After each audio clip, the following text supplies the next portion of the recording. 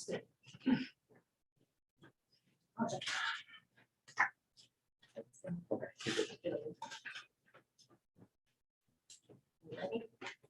right. We'll call this meeting for, we do have a quorum.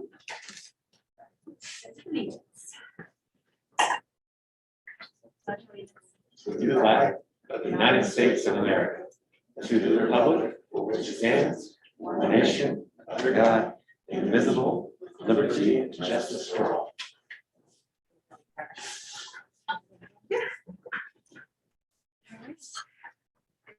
The agenda. Approve the agenda as presented. Second. Happily moved and seconded to approve the agenda as presented. All in favor? Any opposed? That's unanimous. Thank you. Superintendent's report, Dr. Rodriguez. Wow, we got a lot of stuff going on, so I'm going to try to rapid fire and go through several different things. We go back a few weeks. We have the DESE conference, annual conference of administrators from the Department of Education and Secondary Education. Individuals from around the state kind of coming together, and we got to hear from the Commissioner of Education. We also got to hear from Governor Carson, and so good information.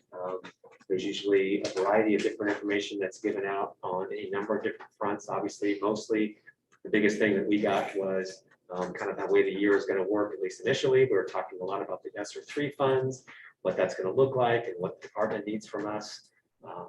Again, hearing from the governor around masks and what his thoughts are and plans are and his the school year kind of thing. Looking forward to getting students back. So it's a good opportunity for us to kind of hear what's going on across the state and to hear from our leaders.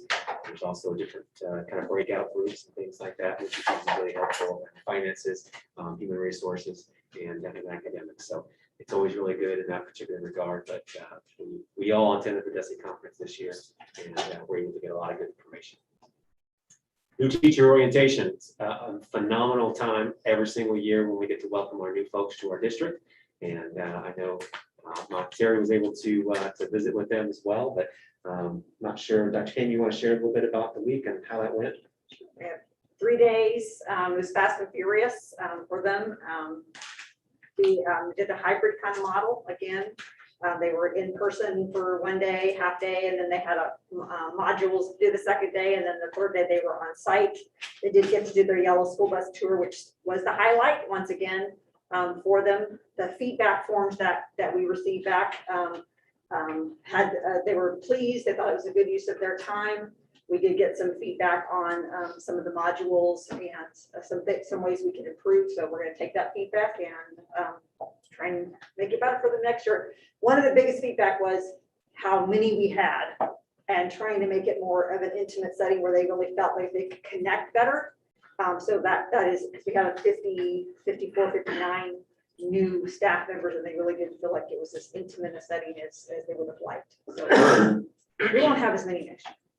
Well, they probably mad they didn't have individual pools at GMS. Yes. too. I mean, Dr. Smith blew that out of the water. that was awesome. Literally So awesome. And GMS did win the yellow school. That was awesome. Which he would have lost his mind if he hadn't. Right. Just as well that it did. And I mean, you were even there. You I know, was. you were on the beach. I you were was. there. I love making an appearance at that. So. Super flat Kenny. Super Flat Kenny was there. It was fantastic. Anything else to add? Again, always phenomenal to be able to welcome them. I was out of the district that week, but was able to video at least a greeting for them. And we'll make my way around and be able to continue to meet them. It's always a fun time. Convocation happened on Monday. Obviously, we changed a few things, as you know. We tried to share that with you. It just wasn't the right opportunity for us to bring all of our staff together, but our staffs were at least able to kind of be together. So at the individual school sites, they at least still got to kind of be there as a team. We were able to live stream it, so that way everyone was experiencing it at the same time, which I think was also important.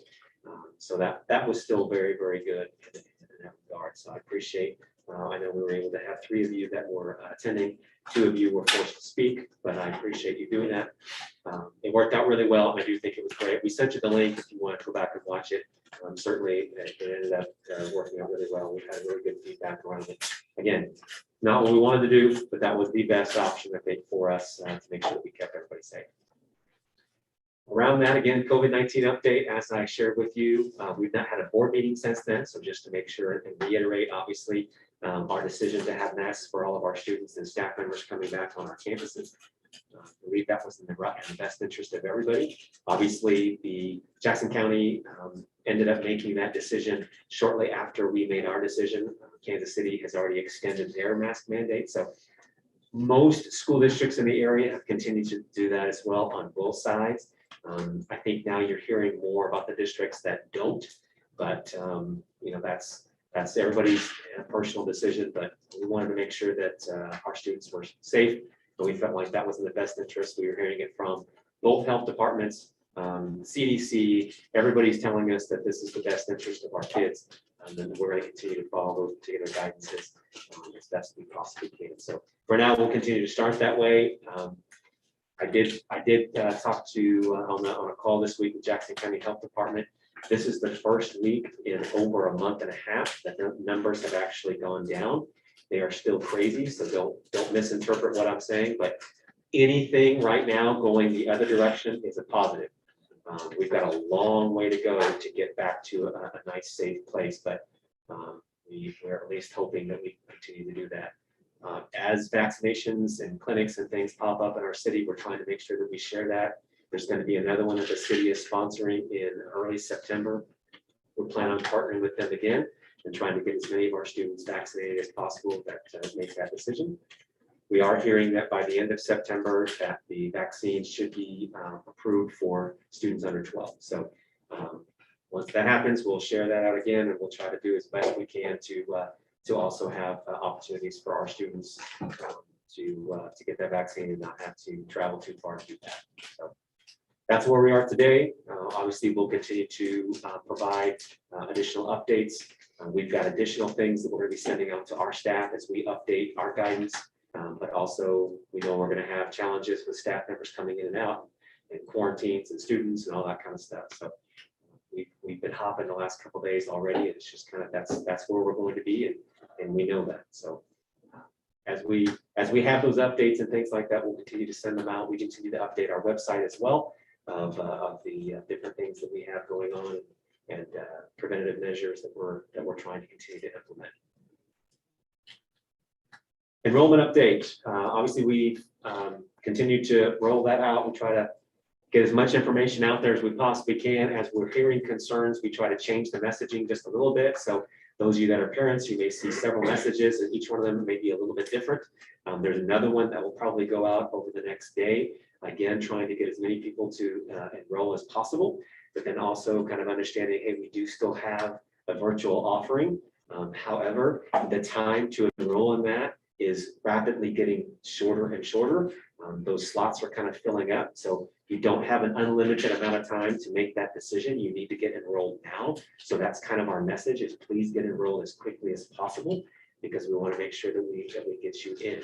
If you're making that decision in, say, October, you haven't enrolled anywhere and you decide to come in October, that offering is not necessarily going to be something that you can choose at that particular time. So we're trying to make sure that we have the beginning and the ending and keeping everything lined up. But we certainly want to make sure that we get as many of our students in. And I think we kind of have a number right now where we are. Right now, we have close to 2,900 students have submitted and started the registration process. About 22 of those have completed it. So we're somewhere around 75% of the students that we projected were going to enroll have started their enrollment process at this point. How many applications have you received for the launch? For virtual overall, I know, right? We took some of your mouth. Virtual overall That was done on is purpose, kind of by the what way. we're looking at in that regard. I have spreadsheets on that. So far, we've had 132 have requested virtual, and it's divided by buildings, and the building principals have gone through Well, let's take that back. So it's 132, and then doing divided by their SPED or EL. Those get separated and they go to the SPED department and they're taking that on and looking at from best educational standpoint from an IEP perspective. Their reg ed, they go to the building principal. And they're looking at grades and projecting on how well they did virtually last year, achievement scores on iReady and those kind of things. And then they're having conversations with the parents. From there, they're going in and then looking at, yes, you are good to go virtually, or having that conversation with the parent. Hey, you didn't do well virtually last year at all. What's going to be different this year? How do we know that's going to be okay for you this year, and what's changed? And I also asking for documentation if there's a incident of a health concern or something like significant of health concern within the home, was the documentation, and how can we better partner with you to make sure your child can be successful virtually. So they're having those conversations. Right now, we have only 10 that we've enrolled in launch for the virtual program, to answer specifically your question. But those conversations are ongoing. What is the deadline date to be able to make that decision? 27. August. Yes. Okay. We're using the total number right now, of projected students at about 3,800. We know that we're a little bit under where we have been in the past. So we're kind of in what I shared with, even with our staff members, we're kind of in this spot. We really don't know. We really don't know how many students will come back, just because everything that's happened over the last month or two, it's bad timing as usual. If we were enrolling and school was starting in June, I think we may have a different number. But I think we're still having some that are concerned that maybe are waiting. We heard from some families that they were waiting till after, Labor Day. So we'll just kind of wait to see, but it's not untypical for us to start the school year a little bit lower, and then we kind of build up as we progress through the first couple of weeks of school, and leading to the official enrollment count at the end of September. This seems a little lower than normal though. It's really hard to tell what normal is anymore, because Fair enough, fair enough. nothing right now is really normal. I don't know, like I could compare it to last year, but then 2 years ago was a completely different thing. So I got nothing except for we were a little bit lower over the last 2 years prior to COVID anyways. But we were still over 4,000, but it was closer to 4,000. So I don't know that we're really that far off where we were, but we'll just have to wait and see. So with the 170, I can't remember, 69, whatever you said, it's a lot of kids to call in a couple of days before school starts. So if they enrolled in person and now they're requesting to switch to virtual, if they don't come that first week because they haven't contacted, because it's just, I mean, I'm assuming that's a big undertaking to contact that many kids. Is that going to count against our attendance? No, I mean, attendance is a little bit different as it starts, but most of them have already, a lot have already been called. Every So one of them? Not every one of them. All the elementary has and middle school has. High school still working on theirs. High school had the most. obviously, they're typically around over 1,000 kids, so they're gonna have the most percentage wise, but I had 40. every other school site, they've already been contacted. And again, this was on registration when you had to kind of pick. So as they register, they're still kind of picking that. And so But as again, they do that, Dr. Maya's numbers are like, so that's how many people have actually enrolled, so they can't actually request virtual until they complete that enrollment. So, I mean, her numbers indicate we're about halfway there, so you consider we probably might have that many more as well, so they're keeping up with it. Like Butcher Green had 4 kids requested, but they're way down, just their enrollment's not anywhere near where it needs to be either. so we'll see, we'll keep you updated. We'll send out additional information to you as we need to. Board priorities are obviously in there. I think the one thing that I would highlight is the time that we were able to spend, not only at the DESE conference, but with the Real World Learning Leadership Retreat that was sponsored by Kaufman. I was able to be there with Dr. King, but as well as Ms. Cherry and Ms. Boyd. So we appreciate them attending and just really focusing on the pathway models. But it was, every school was invited that's a part of this collaborative. So you had schools on the Kansas and the Missouri side. The exciting thing is that we were actually able to share a lot of different information. We were picked to present in a couple different areas on the things that we have been doing and the things that have done well. And Honeywell's CEO was actually on a panel that actually spoke and showed a video that actually included our teachers doing their externships on site there. We've since been able to put that video out, so you may have seen it on Facebook or social media, but it is amazing the things that are going on, and we're gonna bring this back to you in either September or October when we have a little bit more time to actually show you and present to you some of the stuff that we've been doing over the last year, because even in a COVID year, we've got a lot of things going in the right direction around it. So we're very excited about that. So that's what I'd highlight on that report. Other than any questions, that's where we're at. Any questions? Oh, I'm sorry. Yeah, I do have notes. I'm not reading them. So my last note actually is all of you have the Blackberry Jam in front of you. For those of you that are new and have not been around, we do have the community garden that is over by transportation. And so usually every year, it's actually Dana Bedwell that actually goes and makes the jelly out of those blackberries that are picked from the community garden as a way to say thank you for continuing to support the community garden. But it is fantastic. If you like blackberry jelly at all, it is a little too addictive, but it's fantastic. He's looking for some. Right. And if you don't like blackberry at all, It's the worst thing ever. there are a lot of takers in this room that would gladly take that up there. Yeah, my husband keeps looking for something that compares, so he's bought every brand in the store he can find. He's like, nothing's as good as that. Nothing compares to it. The last time, I will protect it in my house because the last time my daughter ate most of it and I did not get very much of it. So it may end up sticking in my office until she goes back to college. Strategic. All right, any questions there? All right, perfect. Well, we move on to salient dates. Few things to highlight, obviously board workshop on the 13th. And we've got our regular board meeting and tax hearing next month. Should be good to go. And I'll highlight again the MSBA conference that is going to bounce back and forth now between cities. This year just so happens to be right here in our hometown. So it will be in Kansas City. You have not registered for that, highly recommend it. It's a lot of really great information and good team building.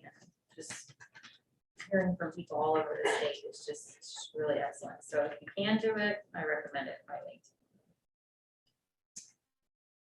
All righty, finance committee report. Okay, the Finance Committee met on Tuesday the 17th at 5:15. In attendance were voting members, myself, David Green, and Don Kessinger, then Royce Paulson. There were no guests in attendance, and Dr. Paulson asked if there were any questions related to items on the August 19th regular meeting. There were some that he answered. Inspection of warrants, the committee inspected representative warrants. Mr. Green examined all warrants for $15,000. Mr. Kessinger examined the expense and reimbursement warrants. Dr. Paulson responded to questions. Based on examination, the Finance Committee recommended the warrants be approved by the Board of Education. And the meeting adjourned at 5:50 p.m.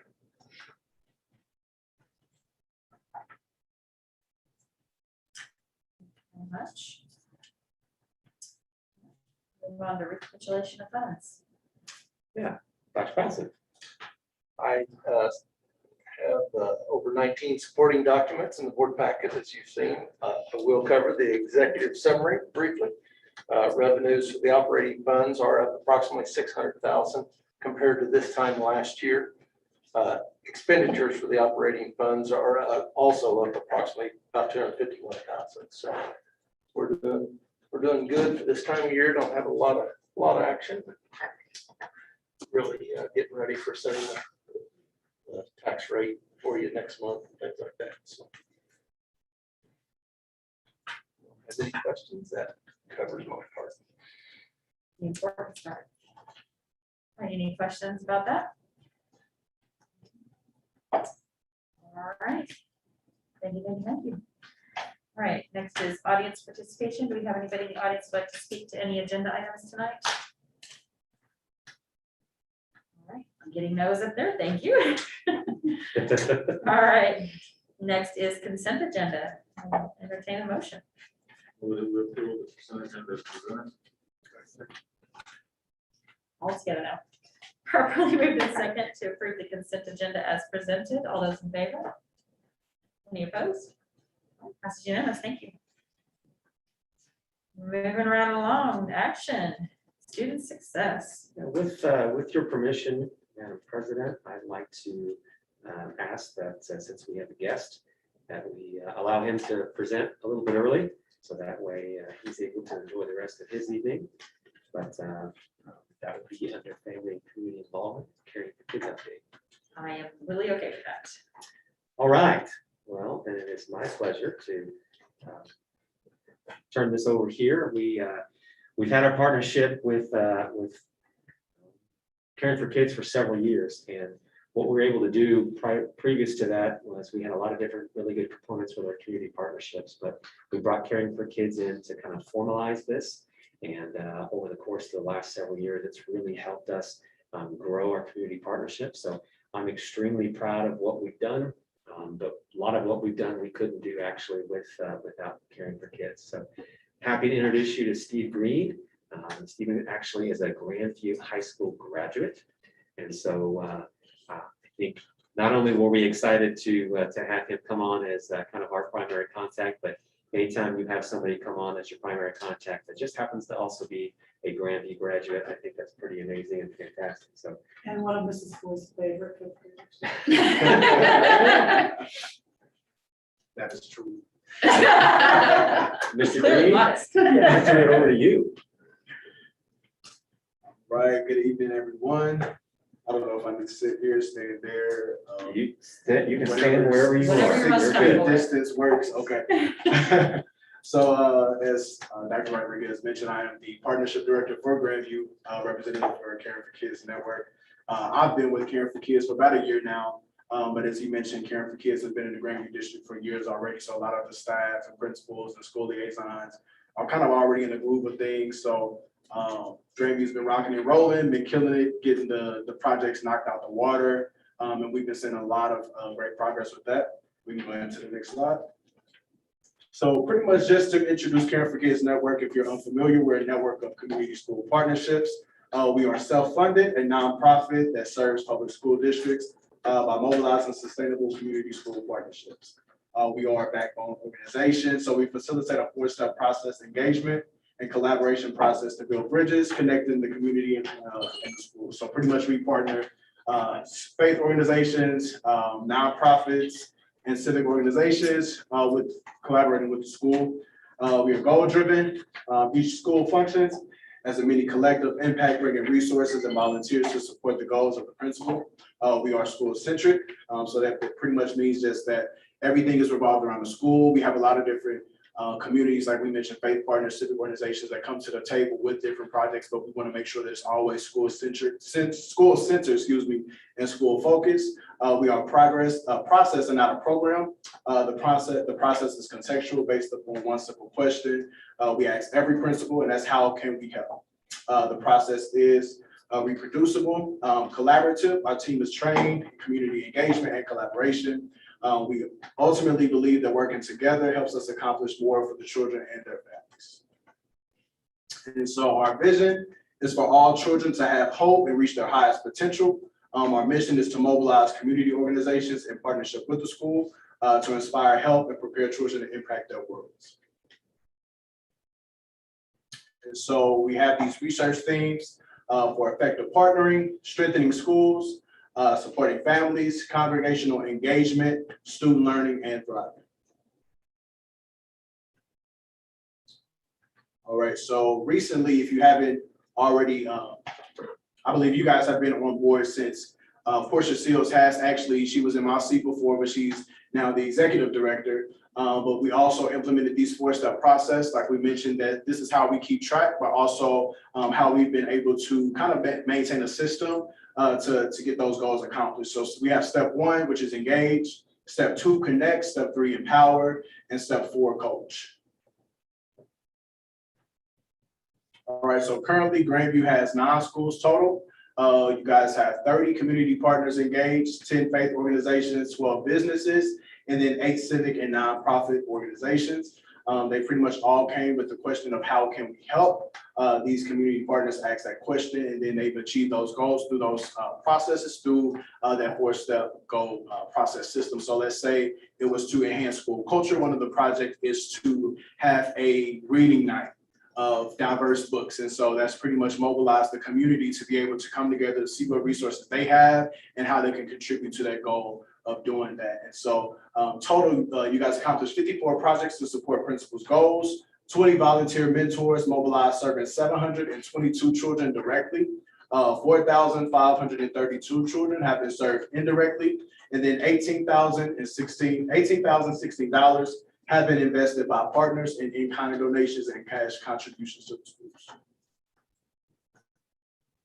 And so pretty much right here, just gonna briefly go into a quick just synopsis of Amy Sherman, Dr. Amy Sherman. She did a write-up on us, a community partner strengthening public schools. It's a mixed method of evaluation of caring for kids. So in her findings, she found that caring for kids has increased the number and longevity of community partners working with local public schools. So pretty much they found that caring for kids was able to really mobilize the community. And again, those faith organizations and nonprofits, they have increased that number over the years. So you see more of those people actually being present in your school district. Nearly 70% of the principals reported that caring for kids has mobilized community partners, which they otherwise would not likely have connected.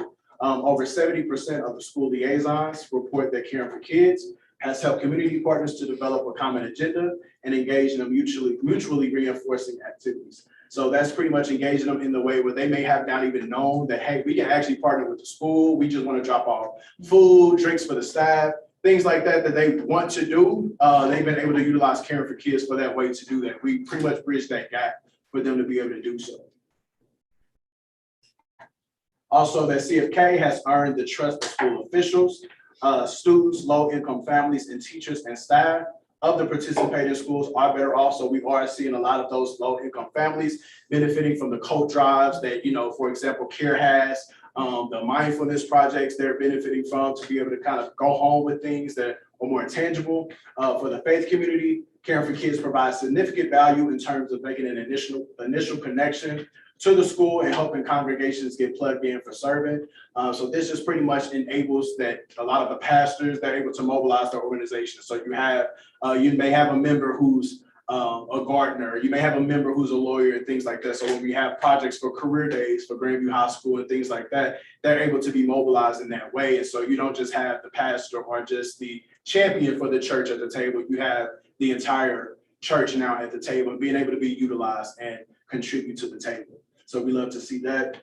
Caring for Kids work in facilitating community school partnerships has grown stakeholders, appreciation for, and practice of collaboration. And the greatest challenge that CFK may face in the future is working itself out of a job at the schools. Currently, partners heavily rely on Caring for Kids staff to keep the partnership going.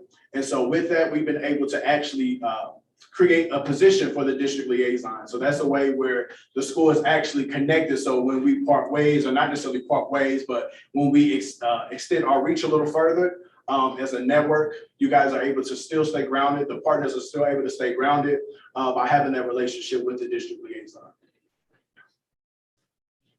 And so pretty much this will break down the district liaison role, which currently is Carla Harris, should be working with Sheila as well. They're going to provide a systematic approach for districts as they work towards and maintain self-sustaining school partnerships. So again, that just means that the school partnerships with the pastors and other people at the table, they're going to actually still maintain those partnerships. They're not just relying on us. When they don't see our face, they're still going to know who the staff is, who the teachers are, who the students are.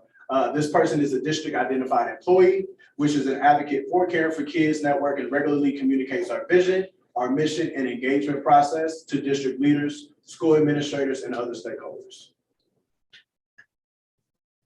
Right now, this is the current steps that all of the schools in Grandview are in. Right now, none of you all are in step 1 as far as the schools. Step 2, Martin City K through 8. Pretty much just means that they're in an engagement process where they have partners at the table but they're still learning the process. They're still getting acclimated to the system of how it works, meeting regularly on a monthly basis, at least 4 times a year throughout the school year. So they're in that processing stage, but they still have partners at the table who are willing to contribute. So that's still a good thing. We have Belvedere Care, Grandview High School, Grandview Middle School, and then Hydro Early Childhood Center there in step 3.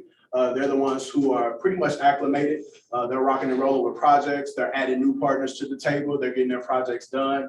And then you have step 4, you have Butcher Green, Conwest, and Medivere, which they are pretty much rocking and rolling to the T. They're going full throttle. They have partners at the table who are there, and they are actually a part of the culture of the school, which you have PTA here. She's one of the main stars to really get these things done at that table that really helps push that school forward. So like I said, in step 4, they're pretty much at a culture stage. So we're not as present, but they're pretty much at the space where they're able to just keep it going. The projects are going, principals coming with new goals, and casting that vision into the entire table to constantly enhance the culture and ultimately accomplish that vision for the kids to have that hope. And so right now for the goals of 2021 is just to continue the organizational and district partnerships for sustainability, making sure again, when we get every school pretty much in that step 4 process, that we're able to make sure that every school is still in that space to where they feel comfortable, goals are still getting accomplished, projects are still getting accomplished, and so forth. And then the work with the communications department to share positive stories. We've increased that as well, just on social media, being able to share those stories, throw those in the stories on Facebook, Instagram, to really utilize the platforms that we have, just to constantly share those stories that's going on. Conversations around community partner support for teachers doing virtual learning, and then overall, how can you help? So do we have any questions? Anything I can answer at this point? Yeah, any questions? Thank you. No problem. You know, I'll add a comment again, just this organization was able to come in and put a lot of things in place and pull things together. I'll give definitely credit for Portia Seals to be able to come in and be able to mobilize, because that was part of the thing was at the time, it was kind of all falling on Carla, all falling on Shiva, and all falling on some cabinet, just trying to get all these things going. We needed somebody to help mobilize everything.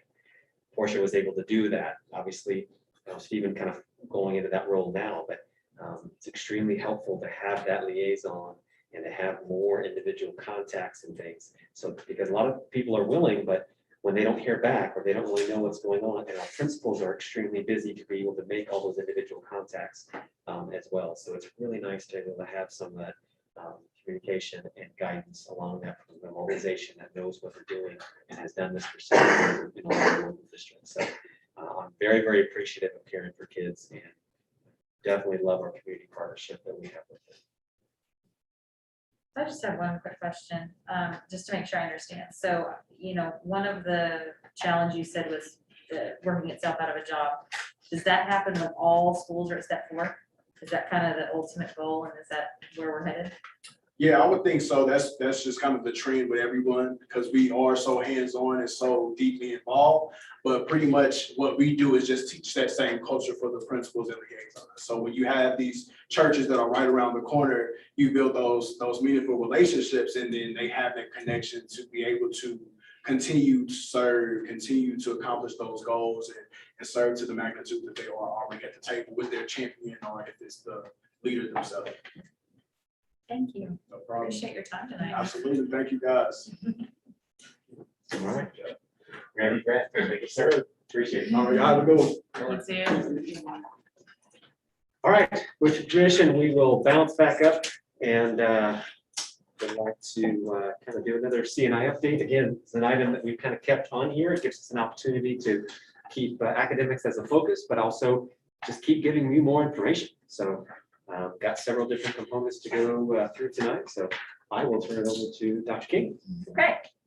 I'm going to just give a follow-up on the summer school, the completion of summer school and how it all came out.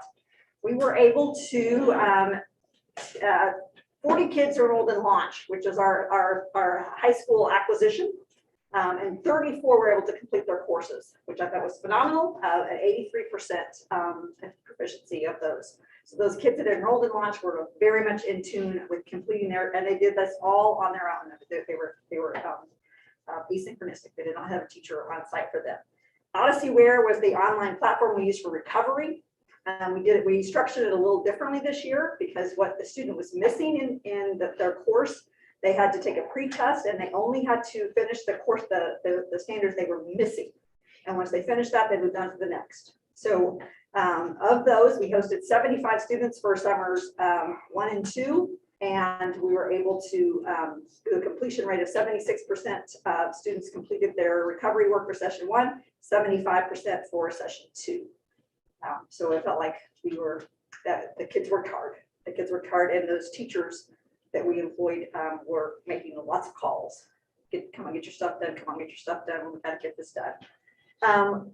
We were able to host over 400 students, K-12 for summer school. That was probably one of our highlights, having that many kiddos come out for summer school this year. We were able to do the 3 full weeks of Barstow if they were successful in summer school with the completion of summer school, and then also their attendance, which was summer camps. And I don't know if you saw some of the posts on that. That was one of the highlights of both parents. We've received so many calls from parents, students alike, and the chaperones. This has got to be something we do again. The best comments we received were from kids who got to go to Worlds of Fun, Oceans of Fun, Top Golf, Buster's and Dave's, had never been in any of these places before. And they're, I'm going to tear up even talking about this. This one little boy was talking about, he was so excited to go to Buster's and Dave's because he knew it was unlimited snacks that day. He was like, I've never had unlimited snacks before. Anyway, it was just, I was like, but you get to go also Top Golf. He goes, yeah, but it's unlimited snacks. Little things in life. I get it. Anyway, so that's going to be something we definitely want to work in again, because it was such a big highlight, and their faces were just, it was worth it for that.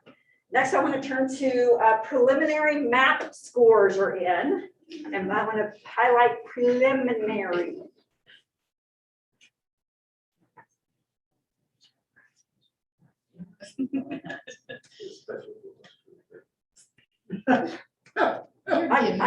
Be nice, be nice.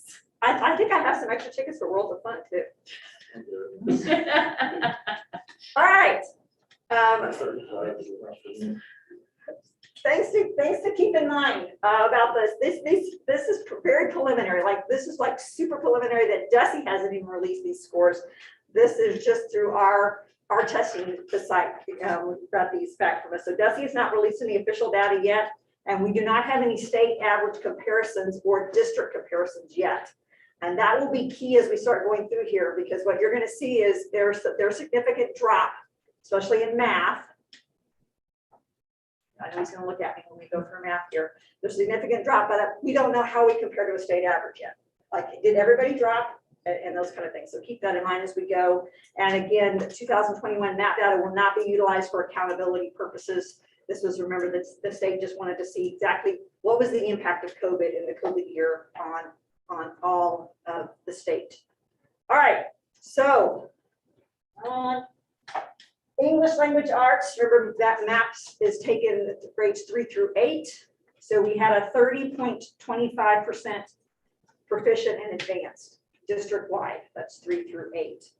Next slide shows you the breakdown by building, 3rd grade. Again, red is below basic, yellow is basic, green is proficient, and blue is advanced. Again, I don't have any comparison yet. This is real preliminary. I don't have any comparison to get iReady, and I don't have any real comparison to what we did 2 years ago even. 4th grade. This is by schools. It's very small for me. Sorry, yes. Yeah. Sorry, yes. We can, and if I literally did this today, or I could have sent it to you guys, and I would be glad to share this information. Yeah, we can send it to you. Thank you. As well. Top is Belvedere, Butcher Thank you. Green. It's in alphabetical order: Con West, Martin City, Meadowmere. Okay, thank you. That's very helpful. Okay. Like, I'm Alright. trying really hard. I'm trying to blow it up and I actually made it worse, so. No, it's fine. Oh, okay. I can see it better here. Gotcha. That's third. Fourth. So when we look at this, can I ask a question? You got I can wait. No, what? Just so for contextual purposes. So when we look at this, I mean, what is our goal as a district? There's really no contextual purpose to look at this right now, because really, honestly, that's really the point, is there's no context yet to form this. It is basically saying this is where our kids fell, but right now, we don't have any other state comparison to put it with. We don't, I haven't really been able to compare to how our kids did on iReady yet, other than I did spot check. I spot checked fourth grade.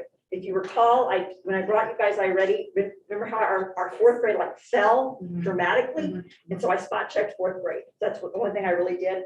But really, the idea here is just want to put this in front of you, and we'll come back with it more. But what is going to be key is when I have district to district comparison for districts that look like our district and have the same demographics as our district. How do we compare to them? And then how do we compare to state average? Because averages aside, I mean, I would imagine contextually talking, our goal is not to have 44% of Bellevue in the red, right? I mean, you know what I'm saying? Like, what would be our max of, I don't even know how I want to partition this question. I'm just trying to get an understanding here. I want like 80% of our kids to be advanced. Okay, so that proficient or advanced. district-wide, I was wondering what our But- goal is. But I'm I gonna tell you guess. right now, statewide, Mhm. it was 50% advanced proficient. 50% is With the last year, magic number. 2 years ago. Well, I'll go back to kind of what we talked about enrollment too. I continue to publicly say, we're not going to use COVID and we're not going to use these as asterisk years and everything like that. However, contextually, and a couple years ago, we could have told you this is where we traditionally have been and what our goal is and where we're trying to progress to. We're in a very different space. I mean, you also have to remember 30% of our kids were in virtual, and some of them hadn't stepped foot all year except to come and take this test. Did that raise anxiety levels? Did it cause them to test differently? I mean, that literally for some of our kids was the only time that they had stepped foot on campus was to take these tests. So that's not necessarily healthy either. I'm not saying that that's another rationale, but it's kind of just throwing everything out of whack. These are low, these are not great, these are not what we're looking for, because you're looking for obviously a lot more blue and green than red and yellow. No, you're fine. I'm just thinking I'm a shoot for the moon type girl. So just I agree. intrinsically, what is our goal? Is our Yeah, goal we for this to understand. be Here we 80%? go. So it's 80 green? You know what I'm saying? You and me both were shooting for the moon. Okay, I like it. Here's fifth grade, and then I want, after he shows you fifth grade, then I want you to go back and I want to show you in quick succession. I want to go third, fourth, fifth, and I want you to watch the red. Third, fourth, fifth. Third, fourth, fifth. We're actually decreasing red. I look for bright spots. Okay? Sure. Now, here's another bright spot. No, sixth grade's not, but here's sixth grade. Sorry. Sorry. Fifth. Yep, sixth grade is there. Okay, so there's sixth grade. Which is, I mean, that's. And then, but look at seventh grade. At GMS. That's better than they did 2 years ago. Advanced and proficient. And then eighth grade, same thing. Better than they did 2 years ago, advanced and proficient. In the LA. But again, I don't have anything to compare. I mean, other than I did note, I was like, wow, look at that. That advanced and proficient is actually larger than the red there. So that was a highlight I thought on that. Okay. Everybody take a deep breath. Here's math. 17.2 students performed advanced and proficient on math. Third grade. And again, Belvedere, Butcher Green, Con, Martin City, Meadowmere. Fourth grade. And if fourth grade, if you go back to that fourth grade, you remember on iReady, we had that big fourth grade slide. It's evident there on iReady. Just noted that. Noted there as well as math. So there's fifth grade. Sixth grade.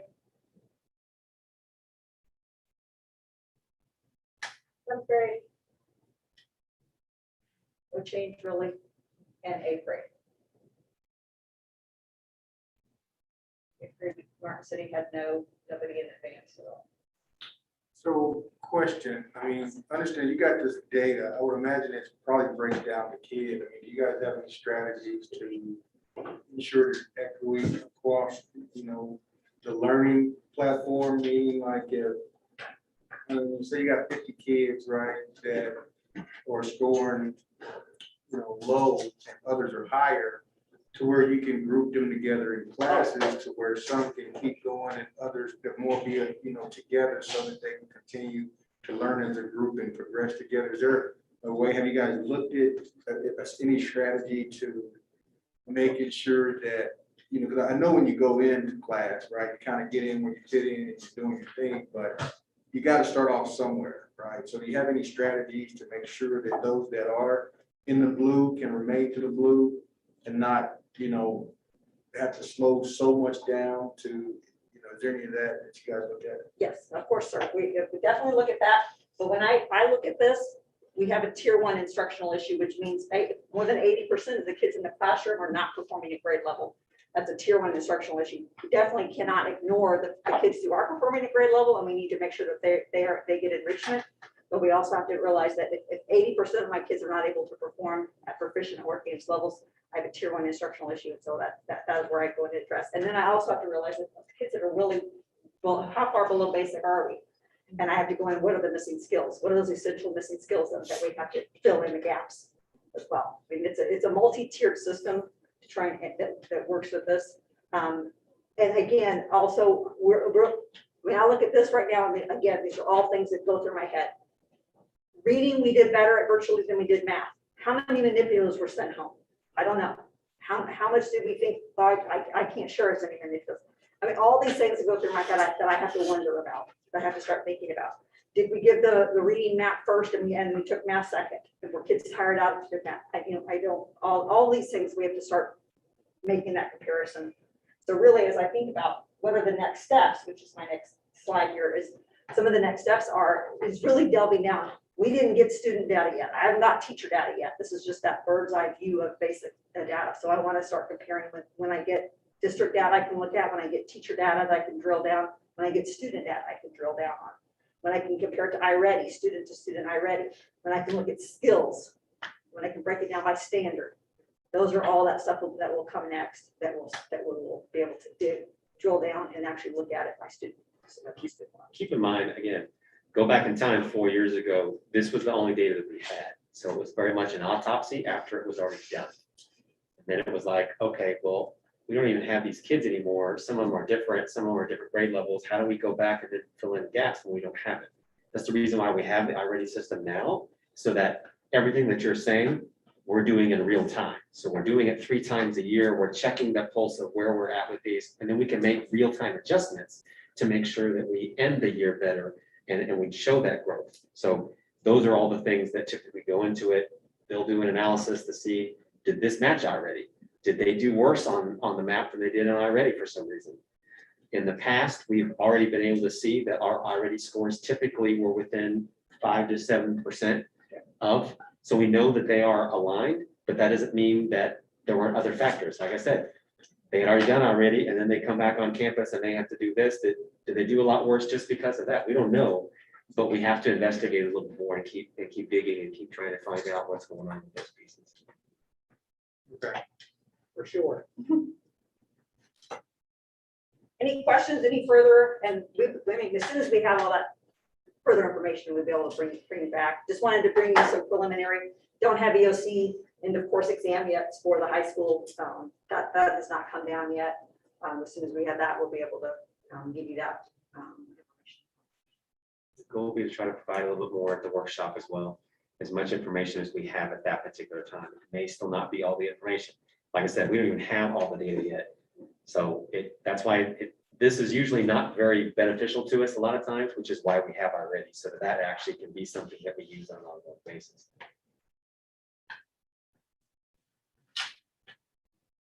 Any other questions on that? It's just information, so we will go ahead and move on. Thank you so much. Thank you. Of course, excellent. Kelly, services update. So as we've talked about before and going to this school year as well, we know that staffing continues to be a little bit of a challenge at times. And as we started out with our COVID-19 update, that we are going to have challenges at times. We're going to have teachers in and out for a variety of different reasons, as we do every single year. COVID just adds another layer to that. So we know we're going to still need subs. So the goal is to just provide you a little information, not only kind of where we're at and what we saw last year, but as well as to provide you information that these are kind of some additional strategies of what we're doing right now. Do you want their PowerPoint? Or do you want-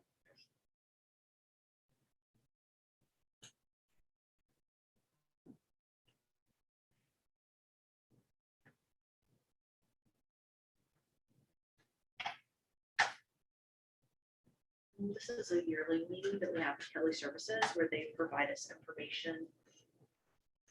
It goes through the number of sub-bills we have, and then how many are requested, and then how the fill rate was for Kelly Services. So as you can imagine, the data wasn't, I mean, last year was an exception. They also brought us data from the year before. So one of the things that I'll be watching this year is that fill rate.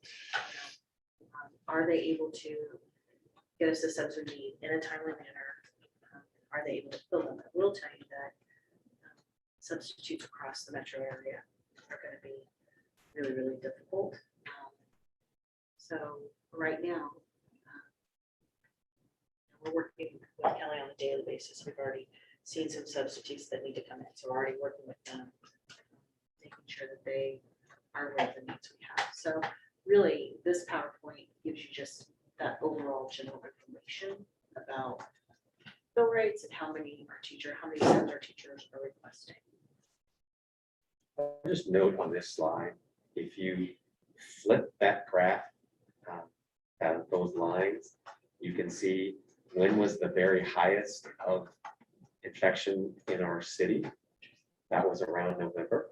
So you can see how that kind of corresponded to when we would have more subs or less subs, as our fill rate was the worst when it was the absolute worst in our city again in November. So it's just kind of something that, you know, doesn't tell the whole story, but certainly that's a piece of this as well. So one of the things that Grandview's done to help with some of the lack of fill rate is that each building has a permanent sub employee through Kelly to help with some of that.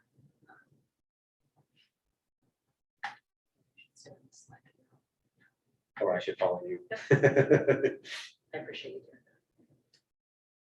So this again is just an overview of that, how many absences we had, and then what the fill rate, the success fill rate was for that. And you can see that consecutive for 18-19, 19-20, and then 20-20. So, yep.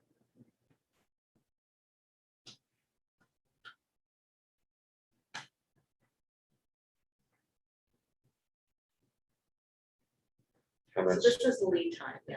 This is how much lead time they had in finding a substitute. That's one of the things this year that we're really communicating, especially as we have people that are positive, maybe just positive for COVID, just reminding them to let Kelly Services know there's definitely opportunity just to remind staff to get on there and do that. Sometimes because of that situation, I've had people say, I just forgot, or right, there's lots of things going on when that's happening. So the more lead time we can get them, the more opportunity they have to fill that position. Yeah, this is just another view from how quickly were they filled.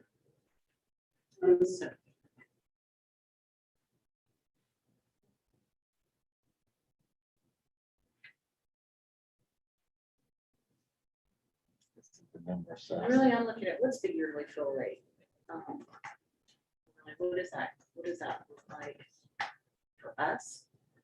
We want that percentage in that blue area to be as high as possible, obviously. In my perfect world, it would be 100%, right? But we know that that's probably not realistic right now. So it'll be again, comparison this year with the number of people who are out and how the fill rates go. Really interesting. As you know, one of the things we did was since increase our sub rate to become competitive in our area to see if that makes a difference in our fill rate. Can I ask a question about unfilled legs? I know in the policy it states that if there's not a sub that we can split between classes or whatever, does Kelly pay for that or does the district pay for that? We have to pay. Do we pay that salary? Or do we pay for that? I guess it's a simplest answer. Dawn. Yeah, because we pay the extra for that teacher or whatever that's covering in that particular regard. We're not paying Kelly for that sub for that day, so in that regard. I just, even more incentive for Kelly to get the position. Yeah. Teachers. See if we can add that to the contract. I'll work on that.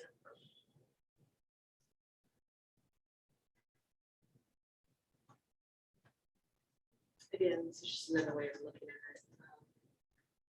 Absences versus the fill rate. We just done it with elementary, middle, and high school. Interesting. That's pretty typical. Elementary fills typically, and it's interesting that high school is as fine as it is. Typically, you see that just drop off even because of the content area specialty. It's more difficult to find those subs at other schools. Other in that chart. I don't know that I know that. I'll have to ask the question. I'm sure. It could be pre-K, it could be care, it could be a couple different things that aren't necessarily completely fit into one of those categories, because it could be a multi kind of thing. Because I think they're just literally looking at our elementary sites, our middle school sites, and our high school site, as opposed to what grade level at care was that student or that sub covering, because that doesn't always fit into that category. That could be hybrid. is what you- Yes, pre-K obviously is not going to fit in that one. Now it's just drilling down to the school.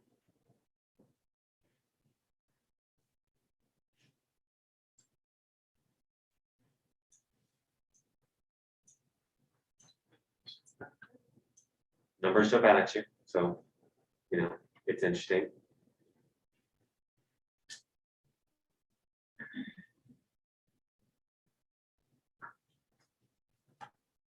So again, there's a lot of slides here that you can review, but it's slicing that initial data in a lot of different ways, so you get a different look at it from a lot of different lenses. Yes. Do we have an understanding of how our fill rates compare to other schools at Kelly Services? Did I miss that? Sorry. No. I think I could get that for you. Typically they do this, we did it in May. I think, we could ask for that. We could get some comparative.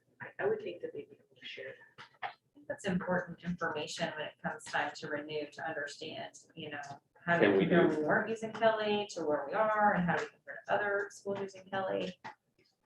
It's important information to understand, I think. And how we compare to schools who use something other than Kelly. That might be hard. but- Yeah, I've already started looking into that for sure. Just asking. I will say that as I've reached out to ask about others that are using other services, same kind of themes of concerns that we have at Kelly. So the comparison data does make good sense between. And we have traditionally we look at that every single year to see how our fill rate, I know I have an email about it somewhere, but how our fill rate compares to other districts, and it varies. Traditionally, we have actually been a little bit higher than some and most. We were actually higher than I think North Kansas City that has Kelly Services as well. As a district, we were higher in terms of that overall fill rate. We were definitely higher than, say, Hickman Mills. I think we were lower than Lee Summit, but kind of how we fit into, or traditionally, we've actually been kind of toward the top. What we do though in our contract with them is, they kind of set a goal of when we went with Kelly, it was, hey, our goal is you're going to hit 90% fill rate and everything like that. At that time, everyone started to go to Kelly, and so therefore we were struggling to get subs because everybody was going to Kelly. So we ultimately felt like we kind of didn't have a choice but to go to Kelly at that point to make sure that we were continuing to get subs because our fill rate was starting to drop dramatically and we were really hearing that from our staff. So when we did that, again, we're seeing some pretty good fill rates on any given day. It could be really bad. I can tell you when we did make the decision for second semester to add that building sub, extra sub for every single building, it made a huge difference. Because on any given day, we can move that sub to another building or, hey, I've got everything of mine covered and I've still got my building sub, but so-and-so has 3 different spots. And Dr. King worked that a lot of times with the different building principals and with HR to make sure that we were managing that. So that was something that we wanted to continue this school year. We were able to kind of do that, just again, trying to make sure that we can cover the classes because right now, it's going to be okay, and teachers will cover that. But as you know, as the year progresses, it's hard. I mean, you're covering and you're then working even more, and you don't get your time to be able to do the things that you need to do. It just becomes a lot more difficult to do that. They're always willing, but it doesn't mean that we want them to have to do that. So anything that we can do to be able to provide that extra layer to help support that is going to be a benefit. But we definitely always look at the area schools and kind of see where we're at. I can promise you, we're also looking at other organizations and other companies and how does theirs, work. But just because there's a shiny new penny over somewhere doesn't necessarily always make it better. And sometimes we could jump ship and we could actually make things worse. So we're trying to be cautious about that as well. Well, I think you answered one of the questions that I had was with that permanent sub, how often are they not subbing? But it sounds like never, if they can move to other buildings they need. Yes, yes. I will tell you, there was a couple times that they may not have subbed in one, like for one teacher, but then what they did was they were a floating sub throughout the day, and they were providing additional assistance for teachers that may need a break. They may need something else or whatever the case may be. They were just assisting throughout the building. So they were always doing something, no matter what, for sure. I did a quick check just through the file and it looks like we had a comparison rate in 17-18. So I can use that format and get that updated. Perfect. I know I've got an email somewhere, but we'll find it and we'll send it to you.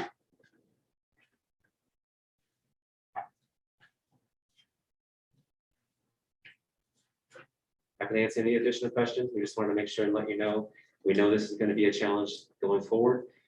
It's a challenge for everybody, just like any personnel thing is right now, and hiring is an issue. It's just going to be a challenge, and we're going to do the very best we can and continue to problem solve as we need to, but we'll continue to provide you updates as needed. Thank you. Any questions further on that? That is informational, so we will go on to the next thing, research stewardship. Yeah, we talked about this a little bit. I don't want to step on Dr. Pallison. This is kind of making sure that we're just being as upfront as possible, making sure you kind of know what we're doing and what's going on. This application is due on Monday. There'll be some revisions, things like that. Dr. Pallison, kind of add. Just really that we asked for 3 applications due on Monday, and Dr. Rodriguez has really been helping me with it because I'm a little bit new to the game. And anyway, it's a lengthy application, but it means a lot of money to our district. So we're trying to get that done appropriately and accurately. Maybe just another piece of informational, talking with our people that will sell some of our bonds. We'll be looking at selling maybe $10 million of bonds before the end of this school year, before December. So just kind of making sure you guys know that's kind of what we got going on that. There is some big deadlines coming up. That means a lot of money for our district. So You can see the differentiated amounts. Our allocation amount as a school district is the $10.2 million. That's going to be over the course of a couple of years. Right now, the deadline ends in 2024. We're actually advocating, and as I've shared with you before, I'm part of Missouri's governing board, or Missouri's advocacy board. So we're actually advocating right now. Tomorrow, I'll actually be on the call with secretaries, people from Washington, to advocate that those deadlines are extended a little bit longer, because we want to make sure that we're very good stewards of our money, and that this is a lot of money, but over a long period of time, we could do some real good. But you see 2 numbers there, not only the 10.2, but then you see a number kind of out of that, in terms of $22,158,000. That 2.1 million is specific in the language of the federal guidelines that 20% needs to be addressed just for learning loss. So for example, the stuff that we did this summer and the additional things that we're trying to engage students over the summer and additional learning, that could all be learning loss. Tutoring after school could be learning loss, additional supports to put in place. A lot of that could fall under that. So again, it's all one big pot. We definitely will spend all of that, but in terms of the governing and the way that it's outlined in the federal guidelines, that amount has to specifically be spent on instructional loss. So we couldn't say just put it in to capital projects, whatever like that. It would have to be specifically addressed that way. So again, you see 10 million as the overall, and then you see those two separated out. The 8.6 would be the remaining, but that 20%, the 2.1 has to be addressed for learning loss. Perfect. Any questions about that? Wish you the best of luck on the application. We'll get it Fingers, done. toes, and eyes crossed. We'll get it done. All right, thank you. We will skip down to strategic governance policies, alternative adoption. Yeah, got a few things there to update. So Kathy, you want to take us through? Yeah, first I'll just remind the board that the alternative adoption process is spelled out in policy BF. It says if we use an organization like MSBA, that we don't have to go through first and second reading. We tend to still want to do first and second reading, so there's lots of opportunity for input, for people to look at that, for the board to review it. There are some things that we choose to do the alternative adoption on, usually it's a time-sensitive issue, and or issues that are relatively non-controversial, easy sort of things, like most of those under the district, all of them under the district initiated list is. Policy AC also, that is part of 2021A. We were waiting on some input from legal. We've done all the other policies in 2021A, so that's why that one is on for this alternative adoption. You can read there the description of why the others are listed, why we're making changes. One of those having to do with decisions the board came up with in its work session. You'll see the agenda next month look fairly different based upon what you chose to do. The last two have to do with adding Juneteenth as a holiday to our calendar. If you have questions, I'd be glad to answer questions for you. Any questions on that? Perfect. This one does require a motion. Move to approve the revisions to policies AC, BGDA, BGDB, GCBDA, and GDBDA. So As close. presented using alternative method of adoption in policy B. Second. Properly moved and seconded to approve the revisions to the alphabet soup. All those in favor? Any opposed? Passes unanimous. Thank you. I thought it was gonna be those. You did great. That's All right, calendar revision. With the couple of things that you just did, we do have a calendar revision. As you all know, we have a federal holiday that was added, Juneteenth. So that needs to be added to our calendar and that needs to be modified. It is observed on that Monday since I believe it falls on a Sunday. So that's what that calendar revision is before you right now. Are there any questions about that? No. All right, this does require a motion. I move we approve adding June 20th, Juneteenth observed as a holiday to the calendar for school year 2021-22 as presented. Second. Probably moved and seconded to approve adding June 20th as a holiday to the calendar for school year 21-22 as presented. All in favor? Any opposed? All right, that's unanimous. Thank you. Report of board members. Go ahead. First of all, let me report about GEF. I presented against my better judgment info complication for payroll deduction, so. And one of the things that I asked them to do was to go on to smiles.amazon.com and put Grandview School District Foundation as the organization we wanted to support. because we get 0.5% of all qualified purchases, and they don't have to do anything else. So if you haven't done that and you're not supporting another organization, please do that. I am happy to take any Board of Education contributions to GEF at any time.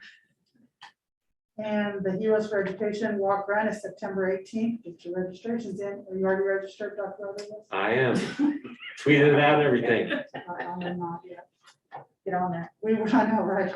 We were supposed to do a meet and greet, and we're gonna invite in all the businesses. But under the circumstances, we decided to cancel that for now.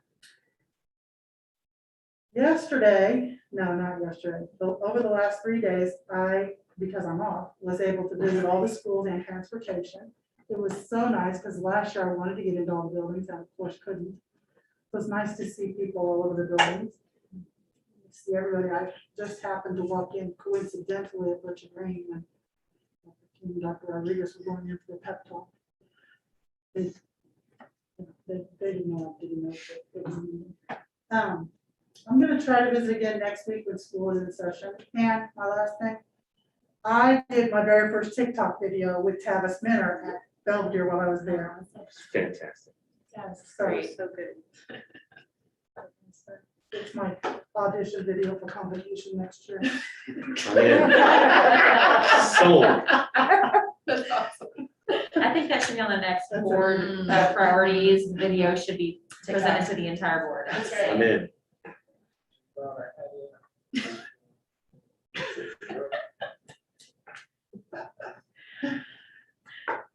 All right, anyone else for you? Okay, thank you. Anybody else? Quick, then we get our water problem under control. You know, I got a that phone is an call. ongoing, Water. that is an ongoing discussion. I will not.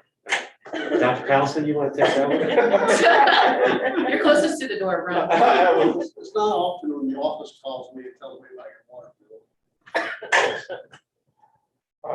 All I know is there's a whole team coming in next week for the first week of school. We got even the manufacturer's gonna be here, so we're gonna have lots of support. You might call water. Set up a guy meeting. That might be a good idea. Sounds like some pressure, you know. Thank you. Put it in our system. The pressure is down. We've had a few concerns. Thank you for that, Don. Anybody else? I just have a couple of things. As Dr. Rodriguez mentioned, Dawn and I were able to attend a real world learning conference. It was an all-day event. Lots of really great information, businesses, community members, superintendents, board members. And so we got to participate in that and kind of just see what other people are doing and celebrate some of the really great wins across the metro area, which was really fun. I have not attended all of the schools, but I did go to the back to school bashes for GMS and Conwest at GMS. And that was fun. I live not far from GMS, so I walked, which I was glad about because when I got there, there was no parking, which I was shocked about, not gonna lie. And I said that to Dr. Smith. I said, I thought there'd be like 3 people here. And there were like 100 people there. So it was awesome. Went then Belvedere and Martin City KH, you can proud of me for getting it right, were right after that. So I kind of, for both, I was strategic in that I went right in the middle of the time frame. So I didn't want to go at the beginning or end. I want to see what was happening kind of middle. Same thing, tons and tons of people there. You know, they had food and they had games and they had snow cones for my favorite snow cone place. So I happened to partake in one of those. So they win for that day. Sorry, Dr. Smith. He had cone ice, and cone ice is good, but snow cones are better. The new teacher orientation, as they said, I got to go to that. It was really awesome to see all of the new faces there, and I got to listen to all of the administrator speeches, and so those were a lot of fun. Same for convocation. If you haven't watched it or didn't get to watch it or didn't get to attend, I recommend doing that. I did fire Dr. Rodriguez at the end of it, by the way, on behalf of the board, for making me cry during his talk. Leonard, she didn't take a vote either, so. I did not take a vote. That was a unilateral decision. I walked up to him and said, "You are fired." So, it was really good. I think the music at the beginning was fun. It set a really nice tone. I love the songs that were chosen. So it was just a really good time. So, you know, if you get to watch it, I would recommend doing that. A couple other things. Quick question.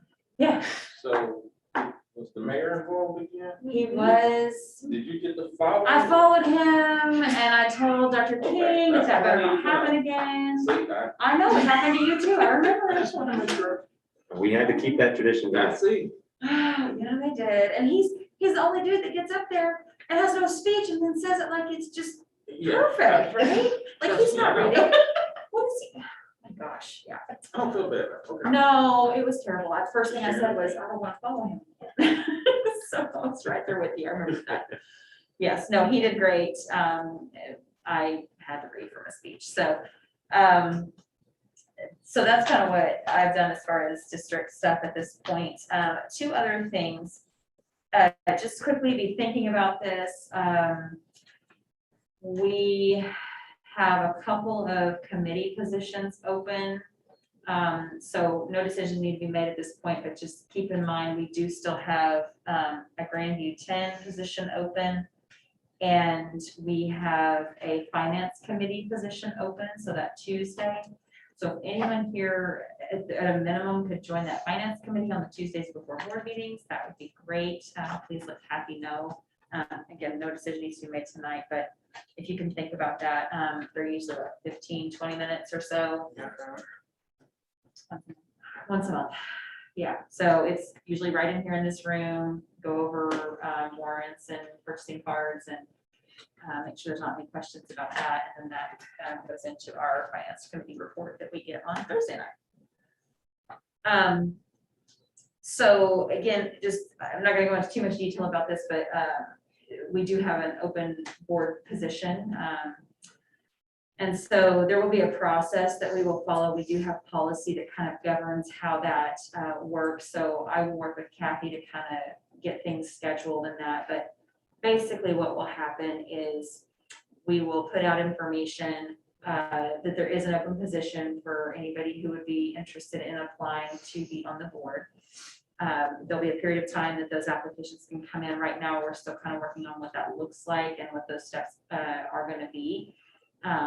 But typically the process is then there's an interview done by the board, and then we would select amongst those that have applied to fill the vacancy through the remainder of that term, and that term does expire in April of next year. So, so if you know anybody that you think would be a good person, good fit, please, when it gets posted, it should be on our website soon, and then we'll take the next steps after that. So just want to make sure everybody understood the process for that. So at some point we will have to call another meeting that is an open meeting. The interviews and everything is an open meeting. So we will have one of those. It'll be a special open meeting that we'll call at some point, likely end of September-ish timeframe. So any questions about that? Okay, that's all I have. There is nothing else. We just have one more item. We adjourn. So, probably moving second to adjourn. All in favor? Is it you? Any opposed? All right, that's unanimous. Thank you. Dawn, we're out here for 8 tonight. No, I see that. Just started. Just make sure the requirements, not like sweet berries. It's blackberry. I'm sorry, blackberry. Just saying.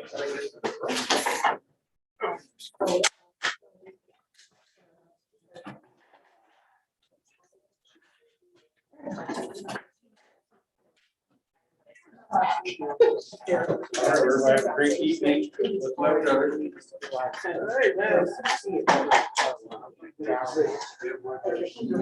All right.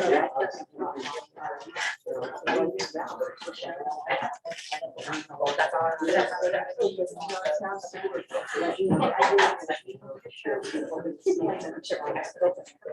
I know you guys. Well, part of it may have been,